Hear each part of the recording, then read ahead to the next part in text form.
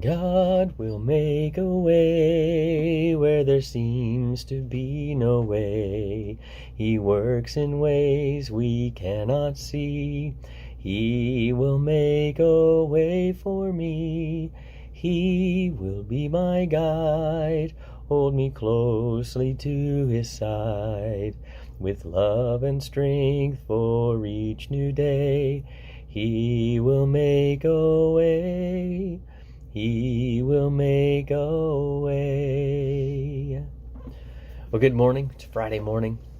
Hope that you're having a great week this week, as always. Hope that you've been blessed this week. Hope that you've been able to experience the love and the presence of God in some way this week. I hope you've gotten to do something exciting this week as well. One of the TV shows that I like to watch sometimes is Bob Ross, The Joy of Painting. And most of you will know who I'm talking about. Even if you're not an avid painter, even if you're not an artist, most people know who Bob Ross is, the guy with the big afro and beard, had a real soft, calming voice, and was almost magical at painting and the things he would create in just a short, 25-minute, 30-minute program on television. The way he could just make things pop off of a canvas was amazing. And I love some of the little sayings that he uses in his teaching about art. We don't make mistakes. We only make happy accidents. And he used painting to teach some of those kinds of things. He liked to paint happy little trees, or sometimes when he was cleaning his brushes and rinsing his brushes, and then he would beat them on his easel, one of the legs of his easel, and he would beat it on there to dry it out, and would say, beat the devil out of it. Always thought those things were funny, but most people are probably like me. I never picked up a paintbrush to paint with Bob Ross. I'm not a painter. It's not something that I do or am very good at, and I think a lot of people are probably the same way, but yet would get captivated in watching that television program. And what was it about that captivated people to watch? He gets Bob Ross. The show went off in 1994, and he passed away a year later. And but the funny thing is he's become a very much a part of pop culture today. He's very popular. In fact, he's making a comeback right now. You can find bobbleheads, you can find the Chia Pets of Bob Ross, or t-shirts. I've seen t-shirts on Amazon and other places. I've seen books in some of the stores, Walmart and Target, places like that, kids books or inspirational quote books that have his paintings in there, coloring books that come from his paintings, and even a board game. So what is it about a guy like Bob Ross that makes people so captivated and makes him find a place in our culture? I think that he met a need, and maybe still meets a need. People really want peace. They really want comfort in this world that's full of stress and noise and chaos and distractions and things. And just for a few minutes, and that's what I like about it. I like to sit down sometimes, especially if I'm kind of sleepy, and I turn on Bob Ross and I watch, and sometimes I just close my eyes and listen to his voice. Sometimes I can't close my eyes because I just look at what he's creating, and it takes you into a whole different world sometimes for just a few minutes of peace and calm, and it's just really, really nice. And so we get lost in that world a little bit, and we get to feel that sense of calmness, a sense of order from the process that he uses and demonstrates in his paintings. And he does a certain order to make it look like what he wants it to look like. And it's also kind of a nice world where mistakes are only opportunities for a new direction. We don't always look at mistakes that way in our world, and so there's comfort, if only for a moment.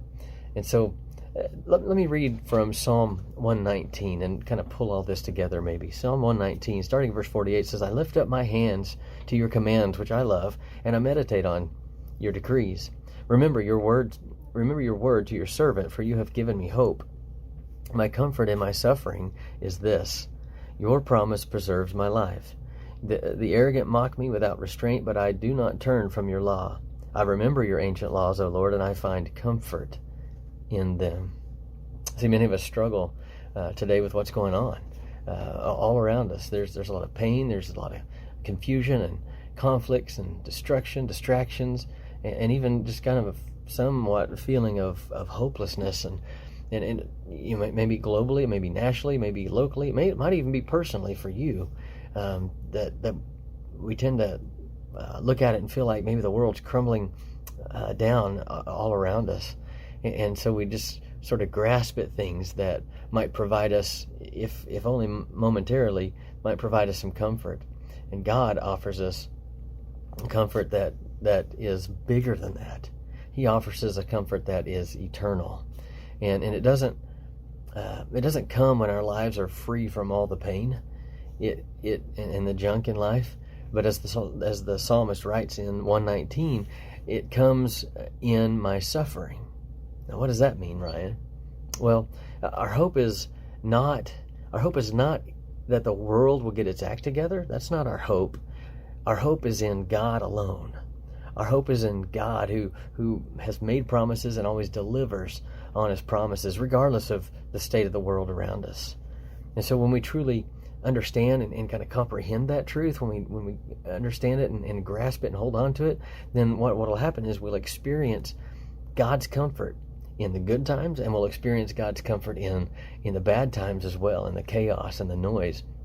And so even if the world, or just our world, feels like it's crumbling around us and falling apart, we can experience comfort, and we can experience the peace of God.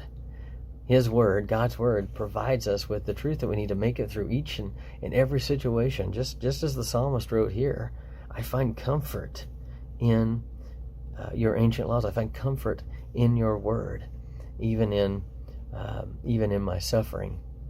And so we can bring our pain, and we can bring our conflicts, and we can bring our confusion and distractions and destruction and hopelessness and all of those feelings. We can bring those to God. And here's the kicker. He won't even be shocked by what we're going through, because we have a God that has experienced what we are experiencing, and he understands. He'll not shake his head at what we're going through.